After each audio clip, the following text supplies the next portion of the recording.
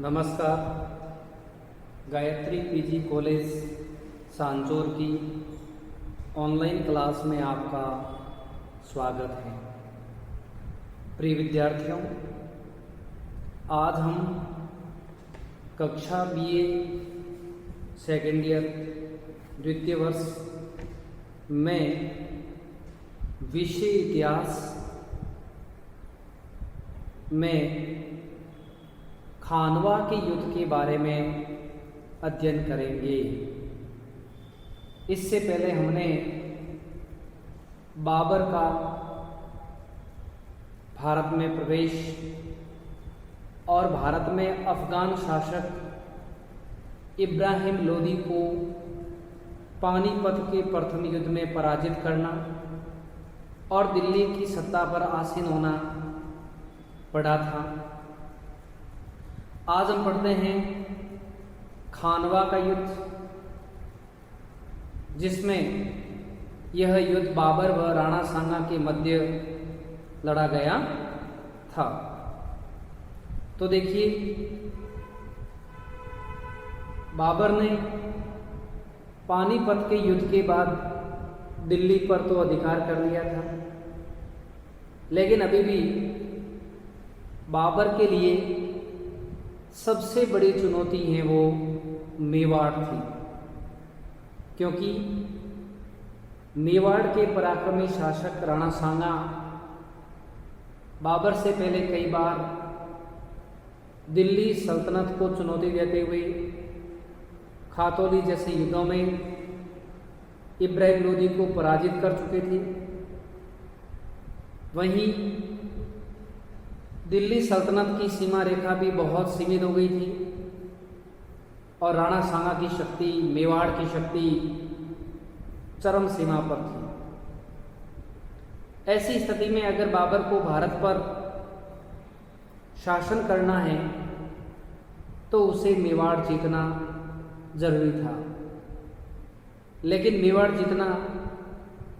मेवाड़ पर विजय पाना इतना आसान नहीं था, क्योंकि मेवाड़ में महाराणा सांगा जैसा महाप्रतापी शासक शासन करता था। तो देखिए, अफगानों से भी जटिल समस्या बाबर के लिए है वो मेवाड़ के राणा सांगा की थी, क्योंकि मेवाड़ के राणा सांगा राजस्थान में लगभग सभी शासक राणा सांगा के नेतृत्व में युद्ध करने को तैयार थे। और इसके अलावा राणा सांगा ने मेवाड़ के पड़ोसी राज्य गुजरात, मालवा और दिल्ली के सुल्तानों को पराजित कर अपनी ख्याति व कीर्ति में विजयश्री के अलावा और कुछ नहीं रखा था, अर्थात विजयश्री हासिल की हुई थी। मध्य भारत, ईडर, गुजरात जैसे पड़ोसी राज्यों की राजनीति का कर्णधार भी मेवाड़ के महाराणा सांगा थे और उत्तर पूर्व में आगरा के निकट तक महाराणा सांगा की सीमाएं पहुंच चुकी थी। और इस शक्तिशाली शासक को दबाना बाबर के लिए अत्यंत आवश्यक हो गया था, क्योंकि जब तक मेवाड़ पर बाबर अधिकार नहीं कर लेंगे तब तक वह भारत में शासन स्थापित नहीं कर सकता था। क्योंकि अफगान राजपूत मैत्री मुगलों के लिए खतरा बनी हुई थी, अतः बाबर ने राणा सांगा से युद्ध करना ही राजपूत शक्ति को निर्बल करने का एकमात्र उपाय समझा था। क्योंकि बाबर राणा सांगा को पराजित किए बिना अपने आप को सुरक्षित नहीं समझता था। और अपने निर्णय को कार्यान्वित करने के लिए उसने राणा सांगा पर आक्रमण करने का बहाना भी है वो ढूंढ लिया था। उसने राणा सांगा पर आरोप लगाया था कि उसने अपने वायदे के अनुसार इब्राहिम को पराजित करने में बाबर का सहयोग नहीं किया था, इसलिए बाबर राणा सांगा के विरुद्ध है वो युद्ध करे। ये बहाना ढूंढकर बाबर ने मेवाड़ के शासक राणा सांगा से युद्ध करने का निर्णय लिया था। बाबर ने इस बात की चर्चा अपनी आत्मकथा में भी की थी, इसलिए कुछ इतिहासकारों ने राणा सांगा पर विश्वासघात का भी आरोप लगाया था।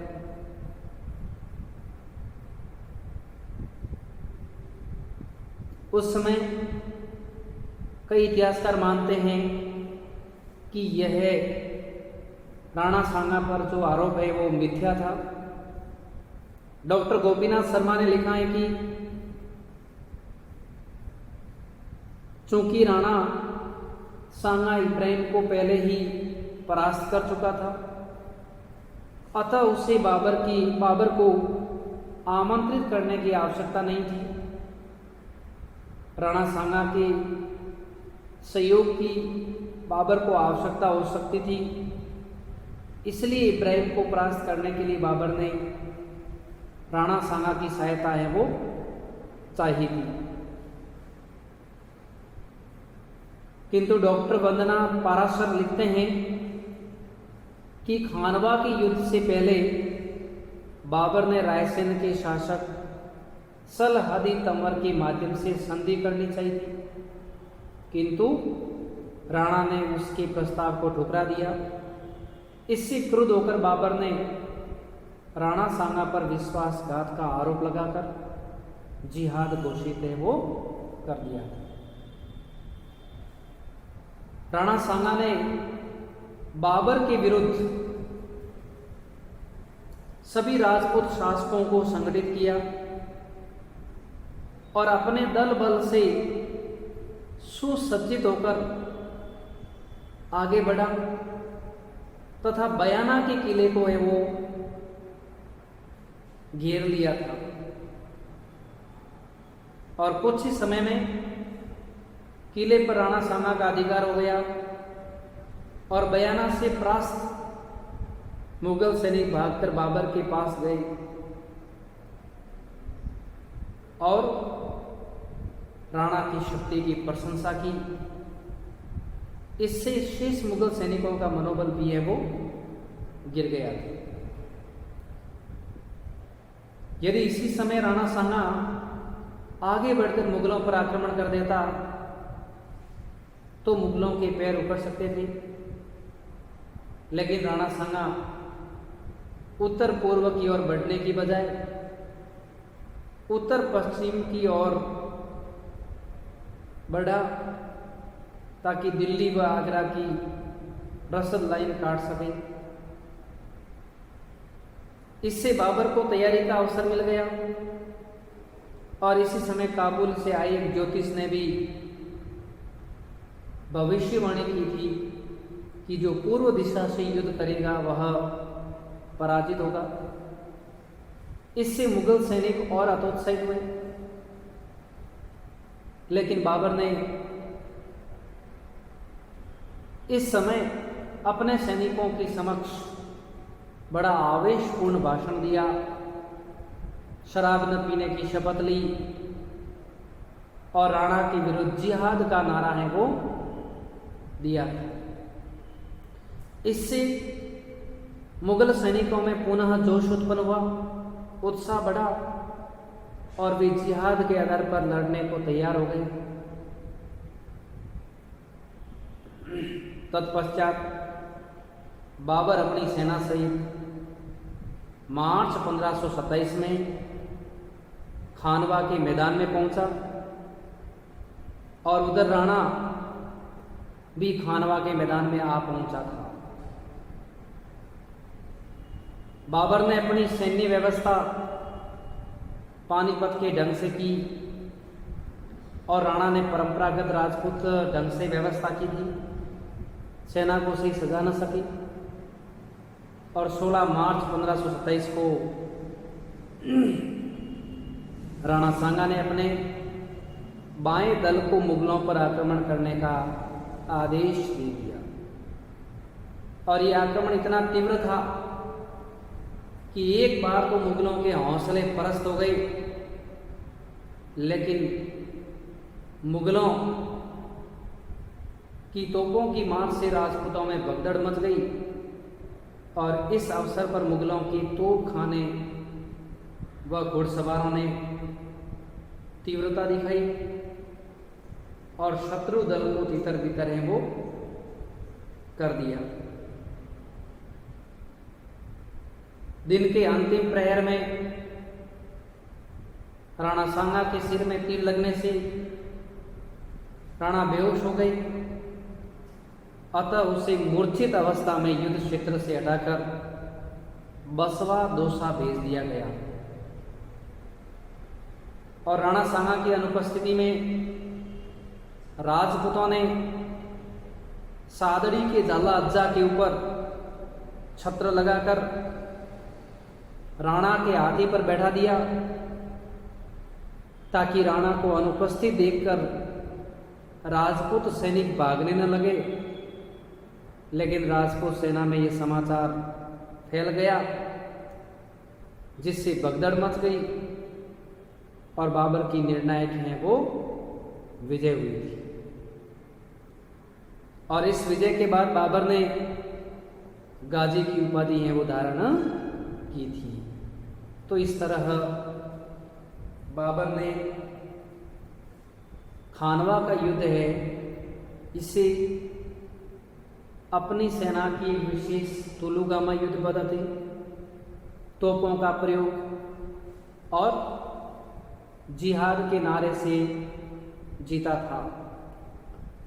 वहीं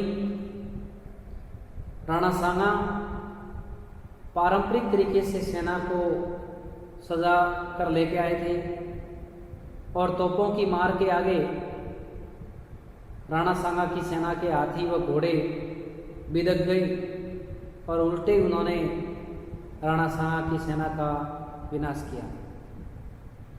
और राणा सांगा स्वयं हाथी पर बैठे थे, तीर लगने से मूर्छित हो गए और मूर्छित होने के कारण राजपूत सेना का मनोबल गिर गया और ऐसी स्थिति में मुगलों की है वो विजय हुई थी। खानवा का युद्ध ये एक निर्णायक युद्ध माना जाता है।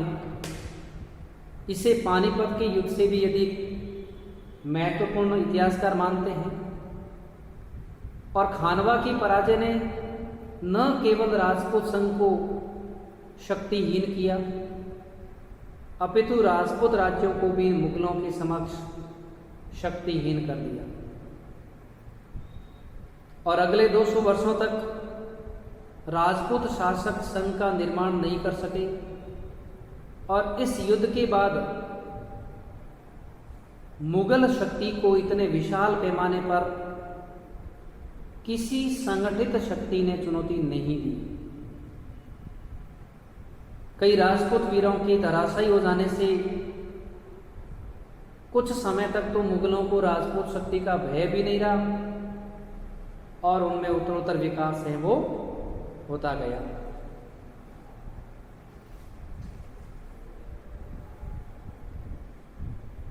इस तरह राजपूताने की प्रमुख शक्ति राणा सांगा पर विजय प्राप्त करने के बाद बाबर का हौसला और भी बढ़ गया और उसने एक एक करके अन्य हिंदू राज्यों को भी पराजित किया और मुगल साम्राज्य का है वो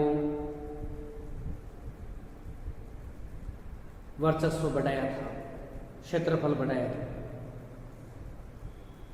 कई इतिहासकार मानते हैं कि राणा सांगा की पराजय का कारण मुख्य ये था कि जो सलहदी तंवर राणा सांगा के पक्ष में लड़ रहा था और युद्ध के दौरान अचानक बाबर से जाकर मिल गया, इससे राणा सांगा का पक्ष कमजोर हो गया था।